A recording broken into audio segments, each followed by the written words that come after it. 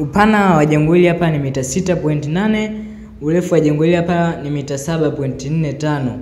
Na ni ramani ya chumba kimoja ambayo inajieleza na jitosheleza katika eneo dogo.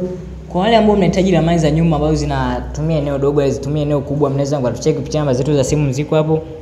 Hii ni ramani ya chumba kimoja cha kulala, na chumba hicho kama unavyoona ni single bedroom, ina choo, ina jiko na sebule ambayo ni kubwa.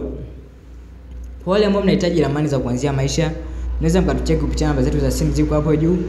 Na ramani hii hapa ni ramani ambayo ina muonekano mzuri, imechorwa kisasa zaidi.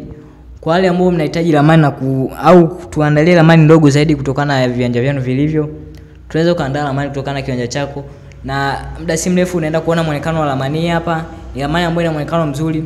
Hii ni picha ya mbele, na kama unavyoiona hapa muonekano wake, ni ramani nzuri ambayo imedesigniwa vizuri, na tumeweka picha baadhi kwa ajili ya kuonesha muonekano wa 3D.